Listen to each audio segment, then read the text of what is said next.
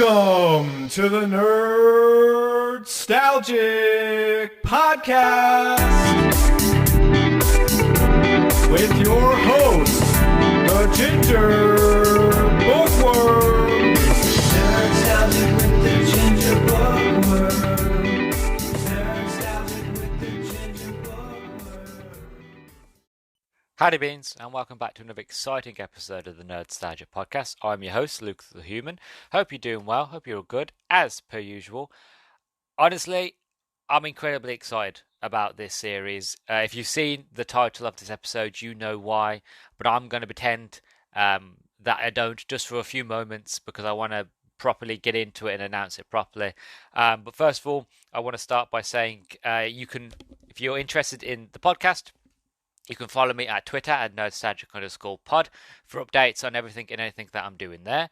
Also, if you listen to this on YouTube, don't forget to like, comment, subscribe, and all that jazz. Today, I'm going to be talking about, or even starting, my Studio Ghibli series.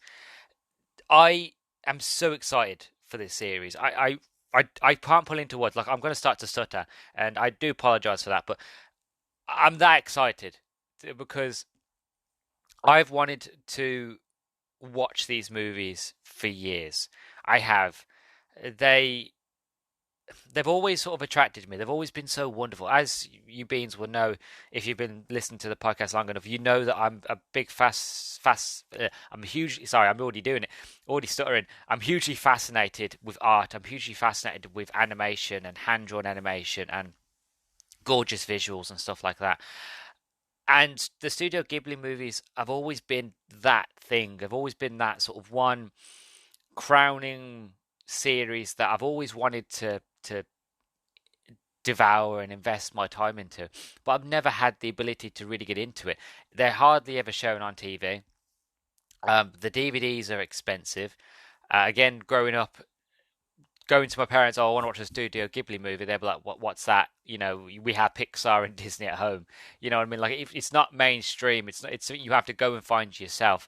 So I never had any way of actually finding them. But thankfully, Netflix came to par. I think it was a year or two ago, and put all of the Studio Ghibli movies on there.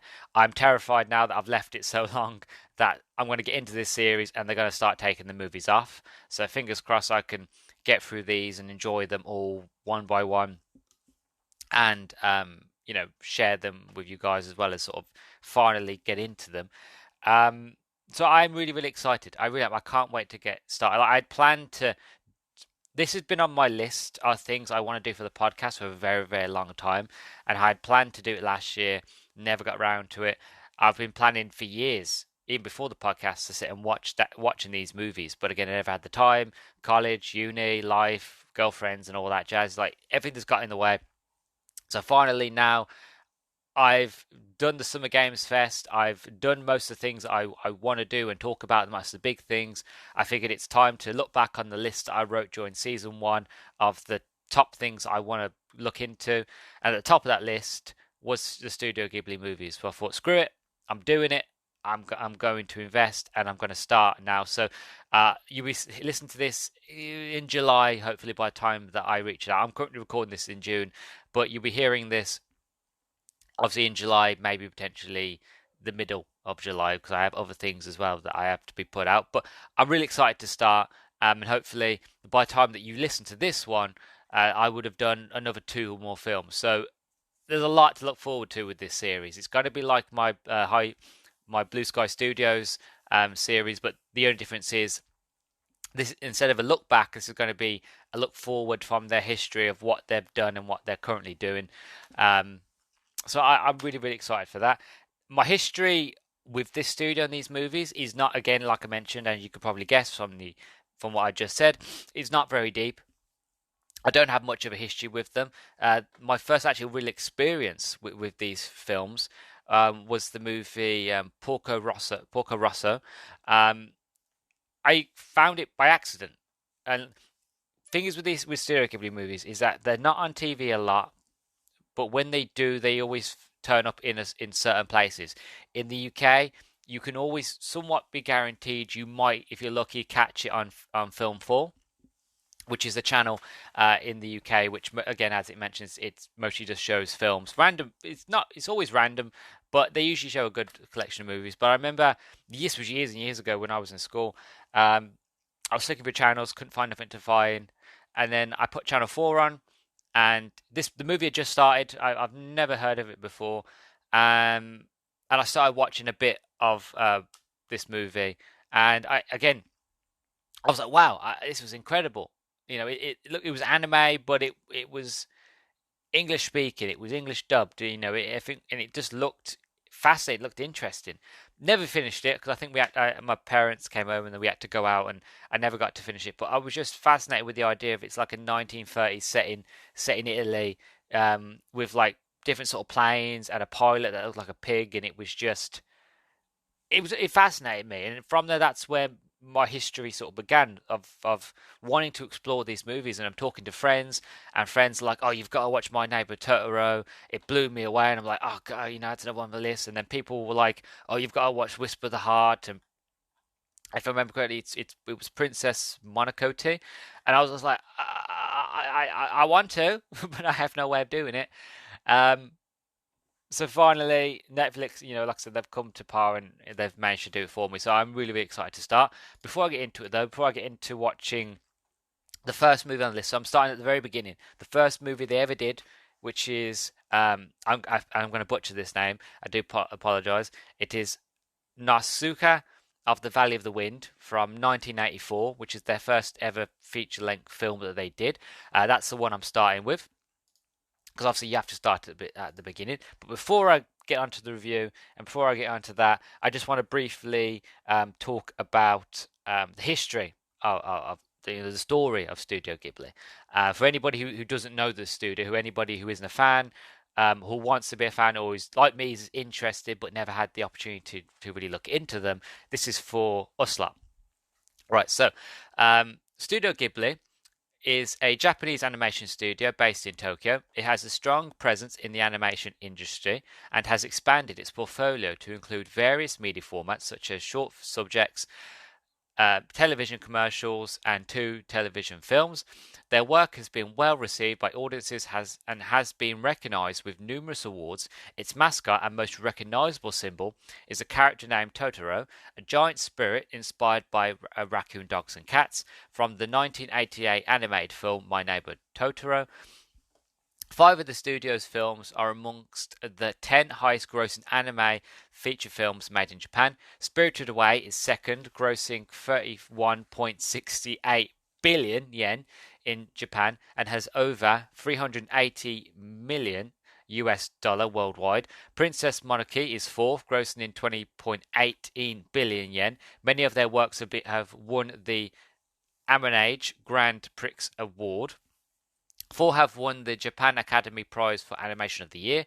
5 of their films have received Academy Award nominations. Spirited Away won the 2002 Golden Bear and the 2003 Academy Award for Best Animated Film.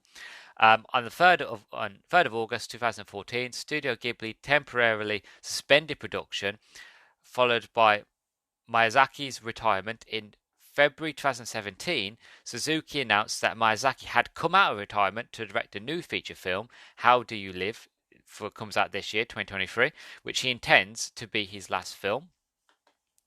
Founded on June the 15th, 1985, Studio Ghibli was headed by directors Hideo Miyazaki and Isao Takahara and producer Toshiya Suzuki. Again, if I'm butchering these names, I do apologize. Miyazaki and Takahashi had already had long careers in Japanese film and television and animation, and had worked together on The Grand Adventure of Horace, Prince of the Sun in 1968, and the Panda Go Panda films in 1972 and 73. Suzuki had been an editor at Tokuma Shoten's anime manga magazine. The studio was founded after the success of the 1984 film, which is the film I'm going to be watching today, Nausicaa of the Valley of the Wind. Suzuki was part of the film's production team and founded Studio Ghibli with Miyazaki, who also invited Takara to join them. Again, if I'm butchering these names, I wholly 100% do apologize. I really, really do.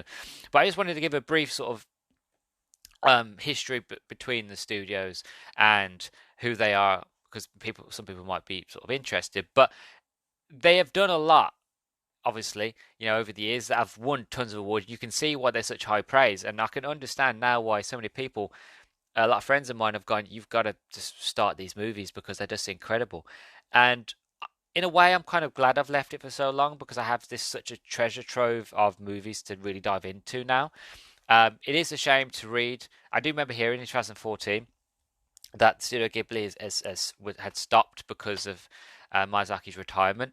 But I'm glad that he's coming back for one more film. But it's a shame, because I have a feeling, and I have a feeling I will. Don't know if I will, but I have a feeling that I might fall in love with this movies and this studio.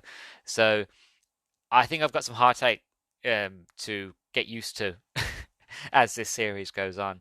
But yeah, I just wanted to give sort of a brief sort of idea behind the studio and who they are and sort of what they've done and what they're known for anybody like me who is kind of new.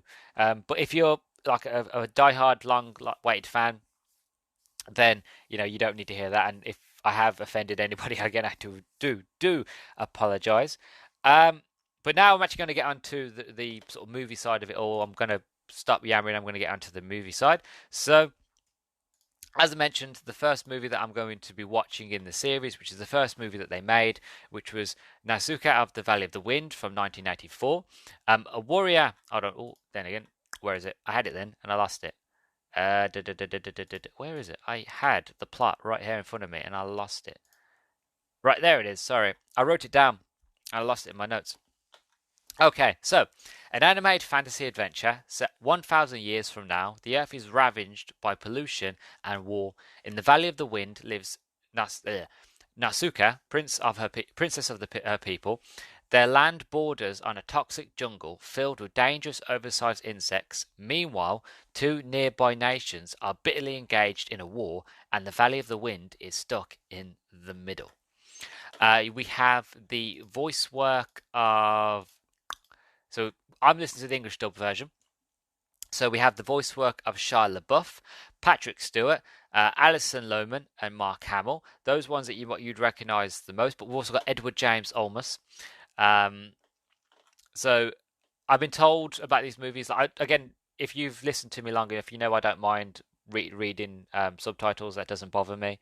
As I explained in my Pan's Labyrinth review, as well as the review I did for Amelie, I love the idea of reading subtitles because it makes me have to focus, where I can't get distracted, because if I want to be invested full into the movies, then I have to properly focus 100% on everything that I'm seeing on screen, which then makes me love and enjoy them a lot more.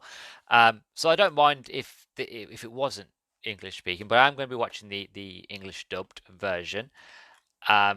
But of what I've been told by friends of mine who are fans, they're pretty good. The dubs are really, really well done. The voice acting is really well done. So I shouldn't have an issue there. But yeah, so that is everything that I have to say about it. One thing I do want to say before I get into it, one more thing, is that I promise that the next few episodes that I do for the rest of this series won't be as long. The introductions won't be as long as this. The reason this one was so long is just because I wanted to not just share in my excitement for this series, but also I just wanted to kind of, again, rehash and sort of explain some of the things about this studio, give a brief introduction to them, as well as sort of introduce the movie. Going forward, how it will just work will be me talking about the movie I'm going to be watching today, a brief sort of story, sort of synopsis, potentially talk about sort of any sort of characters, because again, as I do my reviews, I don't really play or watch especially for the movie reviews anyways, I don't watch the movies when I do the introduction. I always pre-record the introductions. So I won't have a lot to say, so they'll be a lot shorter, more concise, and I will get into the reviews basically straight away, as soon as possible. So yeah, enough of my babbling, enough of my rabbling. I'm really, really excited. Let's get into it. It's going to be the 1984 Nausicaa of the Valley of the Wind. Let's get into it, shall we?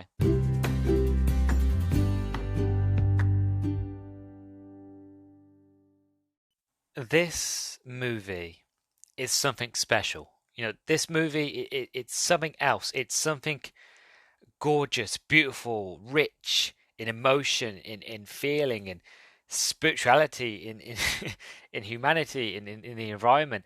This movie is so incredibly special that I had to watch it twice. Now, that doesn't seem like a big thing, but for me, I never have to watch a movie more than once usually for a review. Usually I can watch a movie one time, no matter how long it is, and I could usually get an idea and the concept of what they're trying to tell and be able to break it down for you all and then be able to do a review. But this movie, I watched it once and I was like, that was incredible. It blew me away. I was just in awe. And then I found myself, I could write the notes of what I wanted to say, but when I found myself actually coming to saying, recording myself to do this, I stumbled. I fell because there was this. I think I was just still in shock. I think I was still in awe mostly, but it was like this movie is again. It's almost a 2 hour long film, right? It's an hour and 57 minutes. Let's call it 2 hours for argument's sake, right? It's a long film. There's a lot of detail. It's hand drawn. Everything is purposeful. Everything is done intentionally. There's little details here and there. So I thought to myself, I've got to watch this movie again. And I did. I went back and I've just finished watching it for the second time. And one thing that I found is that this movie is art. It's a masterpiece. It is a piece of art. It's not just because it's hand drawn. That helps as well. But also the fact of every bit of little scene is intentionally done because that was the point back in the day. Because it was hand drawn, you had to intentionally. Everything was had a point, which means there's tiny little details here and there. Which means that when I first watched it, I was new. I didn't know what the film was about. I didn't know what to expect, anything like that. As you are for you when you watch a movie for the first time, right? But then when I watched it a second time, because I'd already seen everything and heard everything that the story had to offer, because I knew what I was getting into, I could take a step back, and relax, and not instead of having to pay attention as much to the story, I could pay attention to what's going on in the background. And I understood then what the were and why they're important to the story, and the giants and why they were important. Again, one thing I do want to say, I won't get into spoilers in this review. So if you haven't watched the movie, don't worry, I won't get into spoilers. These are sort of characters and objects that you'll learn about basically straight away as soon as the movie begins. But also, I could see why sort of the jungle and the forest was toxic and why the planet was destroyed, and I can notice the little bits of details of hindsight. Again, it's a beautiful thing of what I'd learned in the first viewing made me enjoy it the second time round because I could sit back and be like, oh, I understand what that is now. I know why that is now. I understand why the how they work and why they're so enraged and why they attack humanity and so on and so forth. It all makes sense now. So I could see when I first watched it, I could tell this was a masterpiece. It wasn't until a second viewing that I could really relate and be like, yes, this is a classic. This is beautifully done. It is masterful. It's gorgeous. It is beautiful. It is art. Yeah, not just in theme. The movie is very spiritual. It has an essence about it.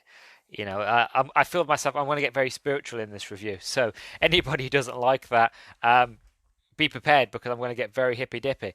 But the art is hand drawn, and if you know me, I'm a sucker of hand drawn animation. I grew up on hand drawn animation. It was my bread and butter growing up. I was born in 1998, right? So most of the movies that I'd watched were reruns, were movies that came out long before I was born.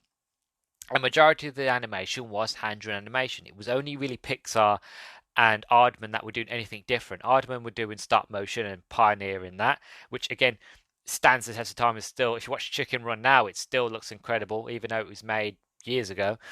And the only other company that was doing anything revolutionary in animation, apart from Aardman and part of Studio Ghibli, were Pixar.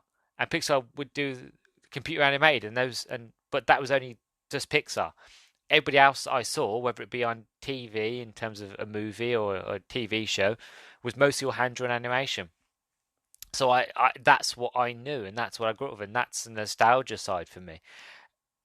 And then that's why I love watching the old movies. That's why I love watching like the old Transformers movie and stuff like that is because it was just so gorgeous. Every frame was just beautiful because it was just drawn. Somebody put the effort into it. Disney, I missed when Disney used to do it. You know, granted, to save money, they used to use the same scenes over and over again, the same animations, just change the character and the way they looked. But overall, it was the same thing, but it was just a way of cost and saving money. But even so, their backgrounds were gorgeous. You ever watch Beauty and the Beast? One of the reasons why that movie is so enjoyed is not just because of the story, because it's just gorgeous. I feel like you don't get that nowadays. It's not as artificial. There's a difference between hand drawn and a computer. A computer, you can do amazing things with CGI and graphics, but you just can't get that human element. It would never be there because a human hand didn't physically spend the time to draw it and painstakingly paint and color and texture. It's a different level, and it goes in so well. Like this again, it was 1984. That's all they really could do, but they were pioneers, you know. So the art itself is gorgeous. Then you get to the themes of the movie. The theme of the movie, like I said, it's very spiritual. There's an essence to it. There's a feeling of warmth. It's very powerful environmental message, which I've been told all Studio Ghiblis have an environmental message, and apparently they tried to make them as environmentally friendly as possible in terms of the production. So they tried to use as less energy and use as less resource and stuff like that. They tried to be as environmentally friendly in their messaging as well as their production, which is an incredibly gorgeous and wonderful message, and makes me love the studio even more because I'm all about the environment and trying to save it.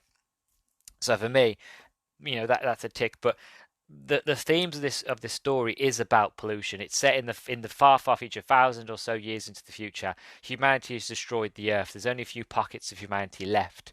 All that's left are few tribes, and those tribes that are left are warring with each other.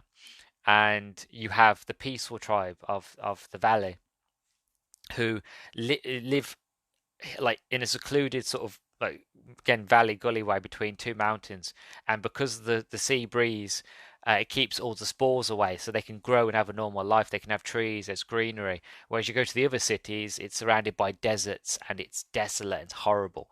And you have the insects as well. And at first you feel like the insects are evil. The insects are kind of like Stormship Troopers sort of thing. It's the insects versus the people. But as the story goes on, and again, no spoilers, but you realize that the insects are just guardians, that the insects are just trying to protect the forest. And there's a reason they're trying to protect the forest, which again I won't get into. But it's a very powerful environmental message, and it's my heart is just in awe. It's just the idea of if humans stop being humanic, the world would be a better place. It's just chef's kiss. Moving on, because I can spend all day talking about the themes. Moving on to the music. The music and the score is out of this world.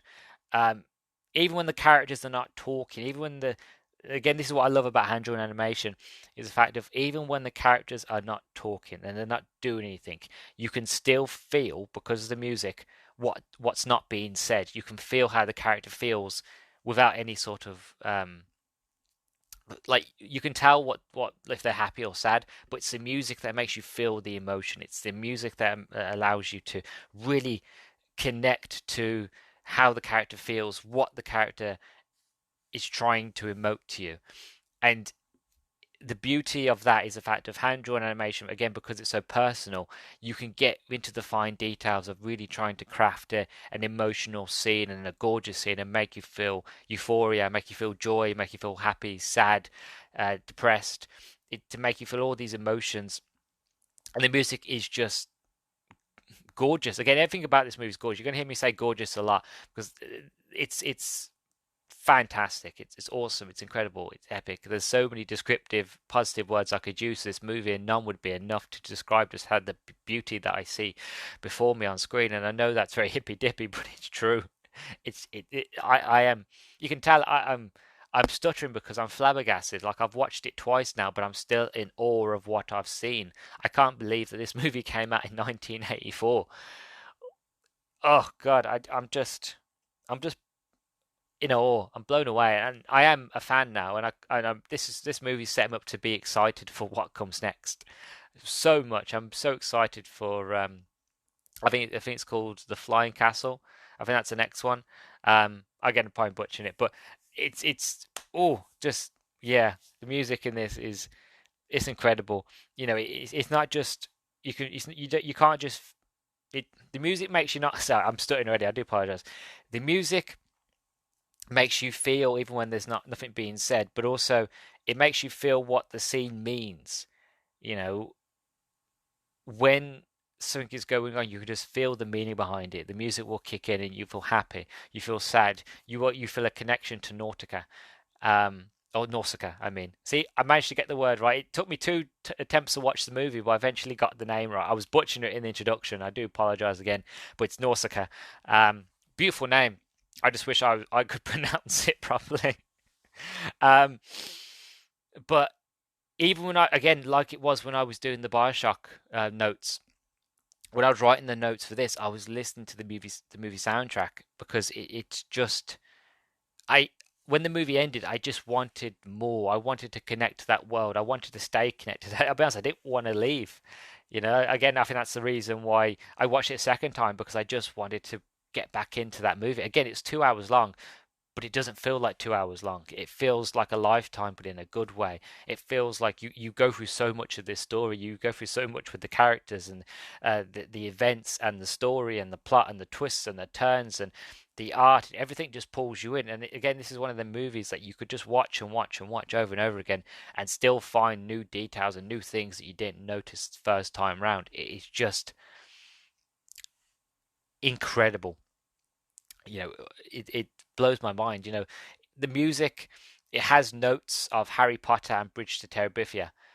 Again, this was 1994, so you could say that composers and people who make movies and animated films and live action films probably have taken inspiration from Studio Ghibli movies. There's a high potentiality of that because they've been around for so long and so inspirational to so many people that there's a chance that other movies that came later took inspiration from these films. But there is that very much the feeling of the Harry Potter whimsical, magical, wonderful side of things are incredible. Life can be incredible. Life can be magical.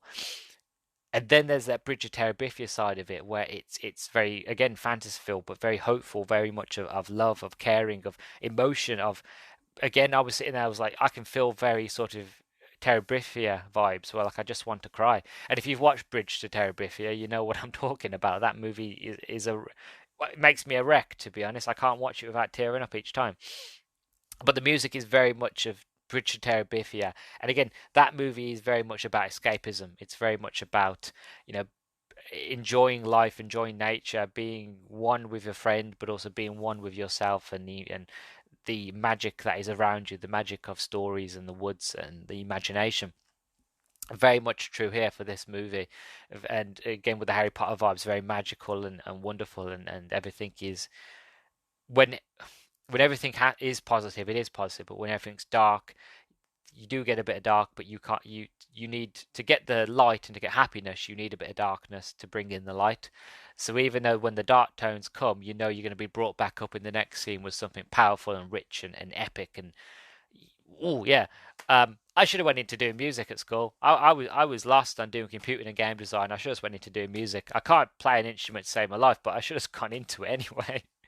Because I just find music is a je ne sais quoi. Like without music, no matter how good something is, it would never be as good without that soundscape in the background.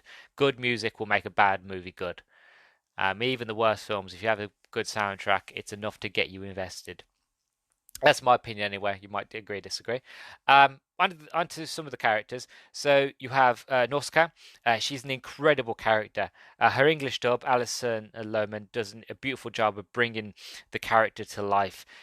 She's a badass warrior princess. And when I say badass, I mean she is badass. Again, no spoilers, but she takes down a whole room of soldiers single-handedly without breaking a sweat.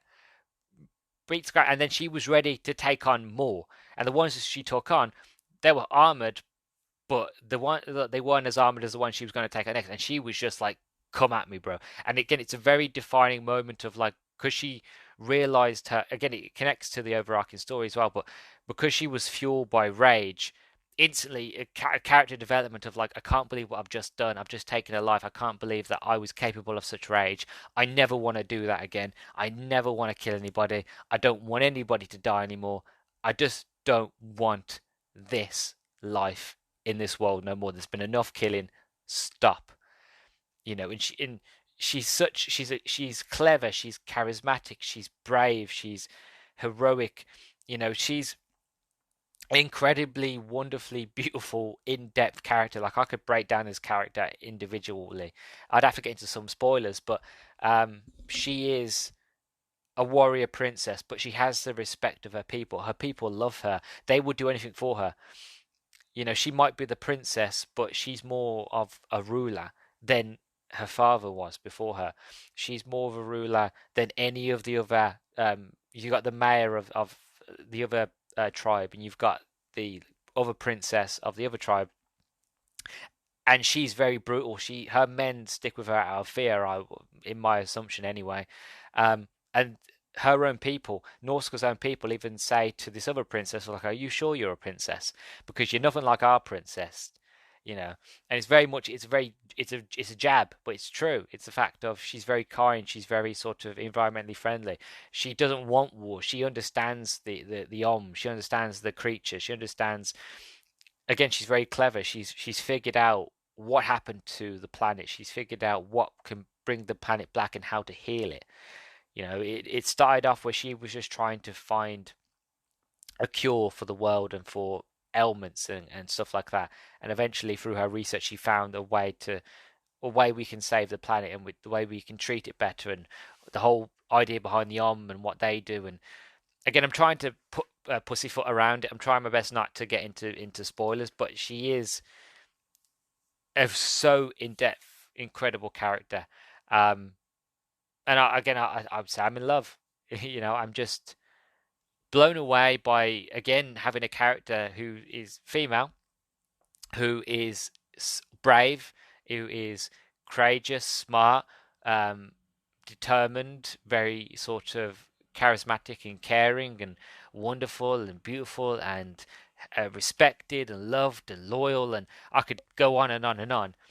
In a time in 1984 where majority of female characters were princesses, were, "Oh, I'm stuck in a tower. I hope a man will come saves me." It very much the sort of male sort of led sort of, "Oh, I'll save you." You know, we've only started realizing now in this generation that those stories, we don't like them, that we want heroes, and we want heroes to be women, and we want the women to take charge, and they should take charge, and we want them to, they to save the day, and they to be the badasses as well, you know. But back in the day, that wasn't the way. It was very much the fact of man's a hero, female's a damsel, and that's it. So it's so refreshing to see a studio back in 1984, in a time where that wasn't happening, that you'd never see that before in a story. And she was the lead, and there was no romance. It was all very much the fact of, you know, just truing a narrative of this brave, wonderful character of Nausicaa. I mean, I keep saying Nautica, but Nausicaa, and her strife, and her trying to not just save her people, but save the rest of the human race, as well as trying to save the save the insects, save the forest, save the planet. For, God's sake, she has a lot on her plate, but she never breaks a sweat. She just keeps on going, and always lovely and always wonderful. And even when she's sad, she's very much so in depth, and such an incredible character that just for her alone, I recommend watching the movie. If you take away the art and the music and all that, just for her on her own, she is worth watching this movie for, just to see how to do a female, powerful, led, wonderful, inspirational female character correctly and done properly. We see it nowadays in movies, but this was like the archetype. This was like, the starting block. This is where you could say properly began. I don't know that for sure. Again, it's my opinion, but I would say this is where, if you want to make a true powerful female character, Nausicaa should be your inspiration because she's that incredibly well done here. And as I've been told as well by friends who are Ghibli fans, majority of the Ghibli stories are female led. Are very much female empowered sort of positive sort of films. And if that is true, then I'm here for it. I really am. I love those kind of stories. I'm fed up of men being the heroes. I'm fed up of seeing men save the day. I've seen it all my life since growing up. I want to see something different. And if they're going to give me something different, I'm going to go here instead. It's as simple as that. So for Nausicaa alone, she wins. And that's the reason why you should listen and watch this movie. And watch all the Ghibli movies. I'm going follow with me. If you haven't watched them and this is your first time, watch this movie. It's on Netflix, especially here in the UK anyway. And follow along with me. We're going to have a fantastic time, I'm sure. Next character I want to talk about. You have sort of Patrick Stewart as Lord Yupa. I wanted to mention this guy. Like there were all the characters in this story, even the bad ones. All of them are in depth. There's not a single character here that doesn't have an in-depth sort of feeling to them, that I feel of humanity, a feel of sort of realism and complexity. Every character here is complex, even ones you don't spend a lot of time with. You can tell that they feel real, that these characters are not just sort of they're here today because they're telling the story, but once the story's over, they feel like they still exist. They feel like they were here before the story began, and they feel like they're going to exist after the movie ends. If you get what I'm trying to say, right? But I just wanted to mention, obviously, not just sort of Nausicaa and her being the main character, but also Lord Yupa. Again, Patrick Stewart brings him to life, but Patrick Stewart takes a character who is badass. Like he's Lord Yupa. He is how can I explain it? He's a legend. Everybody knows him. Like everybody he meets knows this bloke, knows who he is, right? And they know how legendary he is. He's a badass swordsman. He's one of the best in the world. He's feared. He's legendary. He's loved. But no one will mess with him. And there are many moments in this story where he gets in the way of Nausicaa when she's in her rage, and like again, no spoilers, but she goes to stab a bloke and he just swoops in like a ninja, right? Puts his arm up, she stabs him in the arm, he doesn't even flinch, right? The blade is in his arm, he hasn't flinched, his tone of voice hasn't changed, he's holding this arm up steady as the blade's in his arm, and he's not even looking at her, he's looking at the enemy to his right, and he's telling them and he's got a knife to the guy's throat under his armor, and he's like, listen, you don't want to do this, right? Because you ain't got to worry about me. You gotta worry about her. And again, the blood is trickling down this sword, right? She's gone in deep. He's not even flinching, and he's just eyeballing this bloke while the other hand's got a blade in his neck, and he's like, "Look, you don't want any part of this. You don't want this fight, right? Put your weapons down and let's talk because it ain't going to end well." And they do, not just because of how badass he is, but just very much the fact of I'm paraphrasing basically, but in little words, he shows them like, look what's happening to my arm. I ain't got an issue here, but if you want there to be an issue, that I can make one, And he's just badass. And Patrick Stewart just takes a badass character and using he's such incredible voice and put so much gravitas and power behind it that you feel terrified, like not terrified, but like you would be terrified if you went up against him. You're like, God, this guy, he's a badass. He's gonna rip me a new one. I don't want to fight him. I'll put my sword down. But just walk past me. I'm sorry. I'm not even meant to be here. I don't like these guys. These guys are weird. I'm leaving. You know what I mean? He just made him more badass and epic. And every time Lord Yupa was on the screen, I was just like, I want to know more about him. I'd love. I don't know if they have, and they probably haven't, but I would happily watch a movie just on Lord Yupa, on his travels, just to see what he gets up to, before the events of the movie. Or I want to know more about him, and it's not just that. Like there are other characters in this story as well who are also epic and badass, who I would love to know more about. I'd love to know more about this world. I'd love to know more about what life was like. But again, in a way, that's not the point. In the point of this movie, it's a slice of life film. It's a slice of life in the events of a certain time period in a certain world in a certain period of history, human history, and this is what happened. And then at the end of it, there was peace. At the end of it, there was everything was good. Um, and that's where you kind of leave off at the end of it. It's the fact of you make your own assumption. But I would happily sit and have a movie about each one of these characters just so I can know more about them. Even if it's just a short movie, a short 20-minute film, it'd just be nice to spend more time with them because they all just feel real and complex. And yeah, they feel like their characters would actually exist in this world. And it's beautiful. It really, really is. The whole movie's beautiful. Everything about this film's beautiful. You can tell I'm gushing over it. Again, one thing I want to mention is, the environmental message is so powerful in this film. As I said earlier, all of their movies have a very sort of environmentally sort of friendly sort of message, which is a good thing. Which again, back in 1984, that wasn't anything anybody was doing. Again, people didn't believe that there was anything as climate change. People still don't today, So again, they were revolutionary. They were doing things and they were having ideas and concepts and stories and characters and messages that other animated studios or even movies for that matter weren't even talking about. Um, so I'm glad like this movie finally came over to the West and people from the West could experience it because there's stories in this thing and themes that shouldn't be kept to one um, culture. It should be shared to all the cultures so we can learn the lessons of each other's really because we should all come together as one. And again, the environmental message is very much the fact of if we carry on like this, we're going to poison the world. But there's still a chance, even if we poison the world, to still keep our humanity and still keep peace and still save the world. All we have to do is come together.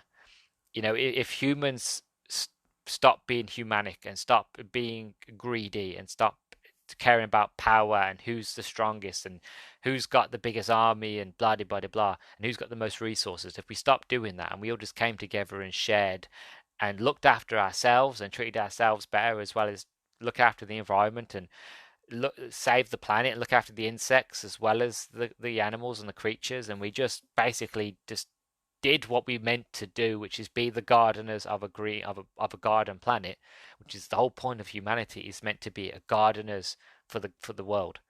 That's our purpose in life: to garden, to nurture, to grow, to help this planet fester, basically, to help life spread and grow. Back in the day, back in the past, centuries ago, that was something that we did. We grew things. We looked after the environment. We were in touch with nature. We understood not just the planet, we understood the stars and the galaxies. You ever wonder why ancient civilizations are so advanced? Because they were in tune with the planet. They understood how the planet worked. They didn't need fancy science and technology. They didn't need it because they knew already inertly how the planet worked. And from doing so, they then could figure out how the universe worked. And they did. We have proof of it. They were far more advanced than us, both socially and spiritually, and then every other level just better than we are. We try to think ourselves as better because we are technically more advanced because we have technology and plastic and all that. But if all you gotta do is look back at the ancient ruins and you look back at how they're still standing after earthquakes and floods and volcanoes and hurricanes and storms, and then you look at our stuff and you look how quickly our stuff crumbles over an earthquake or a simple storm. You know what I mean? I'm just saying, our civilization is fallible. It will fail because we are no longer in tune with nature.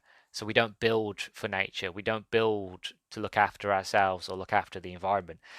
We build because it looks nice, because it looks interesting. But actually, the world is very cold because it's all concrete. There is no nature anymore. And I'm going a bit of a tandem here, but that's the message of this movie is the fact of if you don't stop doing what you're doing, the world is going to be poisoned and destroyed. Um, and then what comes next, we're not ready for. And eventually, the world is going to realize I don't want these monkeys on my back anymore. I don't want these apes, these humans on my back anymore. I'm going to get rid of them. And then all it takes is one foul swoop, and humans are gone. So we got to be careful. We've got to be more in tune with the environment. We've got to look after the environment. We've got to look after each other. We've got to care for each other. Stop judging each other, and yeah, we just it's got to be better. It's got to be better. Stop being humanic. Stop being humanitarian. Stop being human.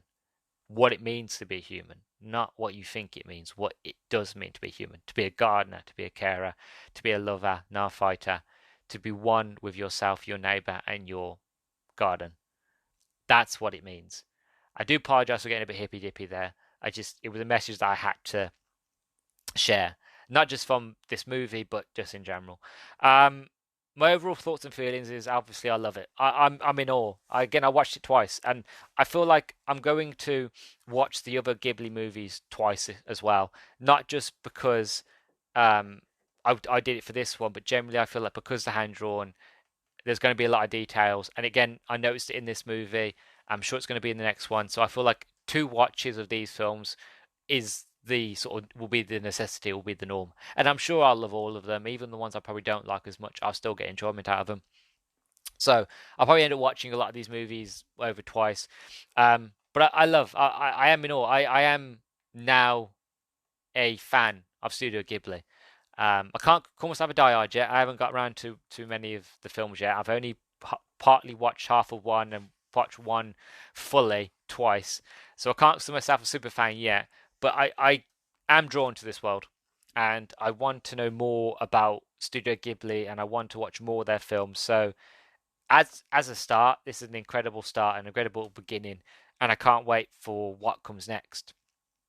One thing that I wanted to look into before we get round to editing things off is, again, as I mentioned, this movie came out in 1984, and I basically wanted to see, well, I couldn't believe what I was seeing in terms of, again, as I've said in this review, but in the themes and what I saw and how gorgeous it was and how wonderful it is. I thought they couldn't have been the only studio that were doing this. There had to have been other movies out there, other animated movies out there during this time period, during 1984, that was doing this in the West, in the other parts of the world. It has to have been. It couldn't have just been one studio basically making sort of incredible, something just so magnificent. There had to be other people that were doing this. Turns out, 1984, in terms of animation, not really. The closest I could find to this, and not even on the scale because this movie is only 1 hour 9 minutes, but the closest thing that I could find to something that was sort of on the level close to this movie was the Transformers movie, more than meets the eye, from 1984. This was the only film that I could find that was made in the same year, that is close to what this was, but it is and it isn't. Like, I've watched that. I've done wrong. I love the Transformers animated movie. I do. It's heart wrenching. It is brutal. It killed me when I watched it as a kid because I grew up with Optimus Prime, and spoilers, but did come in 1984. But they kill Optimus Prime at the beginning of the movie, right? That movie destroyed me, and it is a very dark movie. It's epic, and it's got an incredible soundtrack, and I love it. And one day I'll get around to watching it again and reviewing it for the podcast. But it's only 1 hour 9 minutes. You know, it's very concise. It's very much of, again, Transformers. It's already an open IP. It was a TV show, then a movie. Again, it's very much the fact of that's its own thing. Transformers, you know. But it was only, even then, this movie's like 2 hours long, and it has sort of the deep themes. It had so much more going for it in terms of complexity and deepness that, even though it's the only other thing that I could find to compare to it, it doesn't stand on the same pedestal, if you know what I mean. Like, this movie is higher up than the Transformers movie is. And it just shocked me, the fact of, just in research, that this is the only other film that I could find that was even close to what Studio Ghibli were doing. You also had Scooby-Doo, Nutcracker Scoob. You had The Roots of Goofy, The Adventures of Huckleberry Finn. You had Garfield in the Rough, G.I. Joe, The Revenge of Cobra, the Smurfs game, Wind in the Willows, but again, that's live action. That's like live action stop motion. Sam and Sally, looks like whales and orcas. yeah, there's no nothing else I could find that was actually doing anything close in the West anyway to what was happening in the East with Studio Ghibli, and that just blows my mind. It really, really does. But again, when I watch this movie, when I think about this movie, they were ahead of the curve, and I can see now. I can see the starting blocks of what makes Studio Ghibli so popular and so beloved by so many people.